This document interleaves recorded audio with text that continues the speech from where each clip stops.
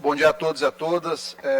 Senhora Presidente, eu trago a esta tribuna novamente a situação que eu comentei na semana passada em relação aos cartórios no estado do Maranhão. Já há algum tempo, desde a aprovação das leis complementares 221 e 222, que vem havendo uma cobrança, uma sobrecobrança dos usuários de cartórios no estado do Maranhão para financiar a Defensoria e o Ministério Público.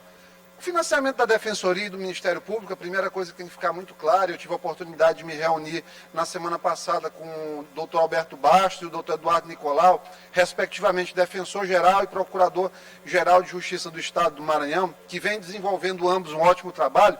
Eu deixei muito claro, não há qualquer perigo de haver redução de receitas para as instituições que são tão importantes à Justiça. A Constituição, no artigo 98, parágrafo 2º, ela diz o quê? Ela diz que os emolumentos são as taxas que devem financiar todo o sistema de justiça. O que for eventualmente recebido enquanto emolumentos, enquanto taxas de cartório, deve ser repassado às instituições de justiça. E isso tem sido feito. Não custa nada lembrar que desde o ano 2000 nós temos o Fundo Estadual de Aparelhamento do Judiciário, o FEG. O FEG, ele capta 12% da taxa de emolumentos. E aí eu vou precisar dar um exemplo aqui na tribuna para que fique muito claro o que era para acontecer e o que de fato tem acontecido. Se eu pago R$100 num cartório, antes da criação do Fundo da Defensoria e do Fundo do Ministério Público, se eu pago estes R$100, R$100 que era do emolumento, retiram-se R$12 dos 12% e iam para o aparelhamento do judiciário. Ficava o cartório, o sistema cartorário, responsável então pela gestão de R$88. O que aconteceu? Com a criação do FADEMP e do FEMP, desses novos fundos, eles começaram a cobrar 4% para a Defensoria, 4% para o Ministério Público, acima dos R$100. Ou seja, fica muito evidente que já houve uma violação de plano do artigo 98 da Constituição Federal. E aí, as associações de notários, os cartórios do Maranhão, eles começaram a emitir notas de repúdio, fizeram questão de levar até o Tribunal de Justiça, inclusive eu estou marcado amanhã uma reunião com o corregedor-geral Paulo Velten, o desembargador Paulo Velten, para que a gente possa justamente tratar da interpretação dessa lei. Da forma que está, não pode acontecer. Tem que ser feita a cobrança por dentro do valor dos emolumentos, como acontece, por exemplo, no Acre. O Acre tem a tabela, eles têm lá uma redução de aproximadamente 15% do emolumento para que seja dividido entre os diversos fundos e instituições da Justiça. O que é que acontece no Maranhão? Os cartórios tentaram empurrar. Só que empurrar com uma extrema má-fé, sabe por quê? Porque foram os próprios cartórios que entraram com 2 ações diretas de inconstitucionalidade contra a lei que criou o Fundo do Ministério Público e a lei que criou o Fundo da Defensoria. Eles, nas próprias ADIs, reconhecem que é inconstitucional cobrar por fora e pedem para não cobrar esse recurso. Só que aí foi feita uma grande articulação para que os donos de cartório não saíssem no prejuízo e atualmente está sendo cobrado do cidadão, que é quem carrega o peso final sempre das contas públicas, de aumentar 4%, mais 4%, e ainda tem os 3% do registro civil, que muito espertamente começaram a cobrar também por fora. Ou seja, o emolumento que era R$100, ele passa a custar no Maranhão R$11 a mais. É isso que faz com que existam distorções aqui no Estado. Cartórios que recebem por mês um único CPF de um notário mais de R$1,5 milhão de reais. Eu preciso chegar a essa tribuna e dizer que no ano passado eles arrecadaram mais de 600 milhões de reais em taxas cartorárias. Imagine você 600 milhões de reais dentro da economia. E aí você vai receber situações como, por exemplo, na nota do TJ, que diz que o serviço cartorário é extremamente relevante. Eu concordo. É claro que a garantia jurídica é importante, é claro que a transparência pública é importante, mas ninguém pode olvidar de dizer aqui também que os cartórios hoje, a tecnologia barateou muito o custo. Quando você colocava um website há 5, 10 anos atrás, o custo que aquilo ali tinha em termos de maquinário, de funcionários especializados, de sistema, era tudo muito mais caro do que é hoje.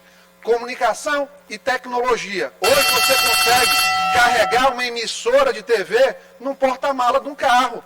A mesma coisa com cartório, aqueles grandes livros, toda aquela necessidade de corpo de funcionários, houve uma redução.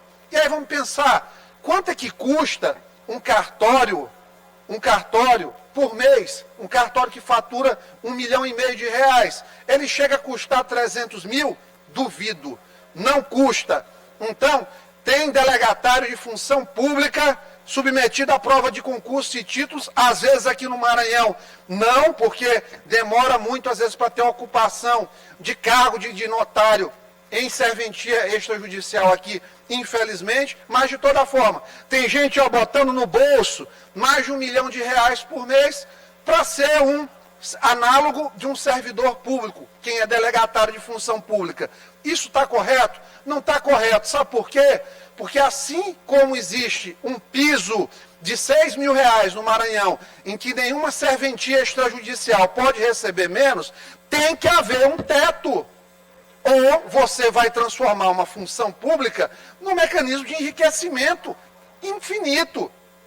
Porque ninguém vai deixar de registrar imóvel, ninguém vai deixar de tirar documentação. E essa brincadeira vai se perpetuar às custas sempre o quê?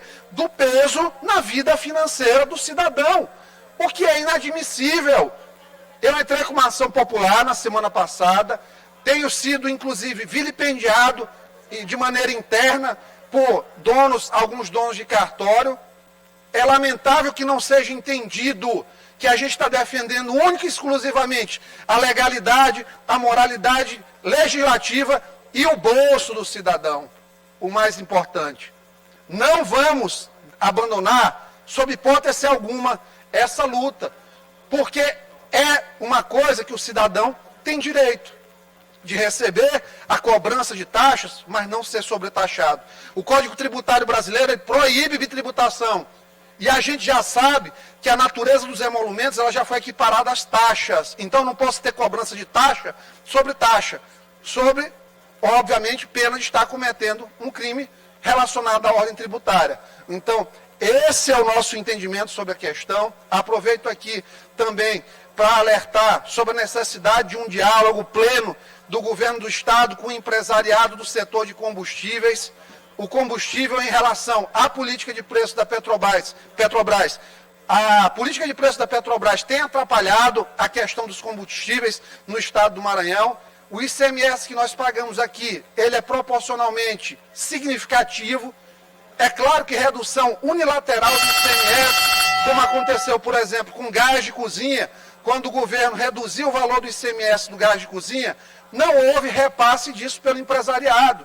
Então, ou há um grande acordo para que, de fato, a gente consiga reduzir o valor do combustível na bomba e a arrecadação do Estado não seja duramente penalizado, nós temos que encontrar um meio termo. Sabe por quê? Porque não aguento mais o cidadão reclamar todos os dias do sofrimento de colocar um litro de combustível dentro de um posto aqui no Maranhão, no Brasil.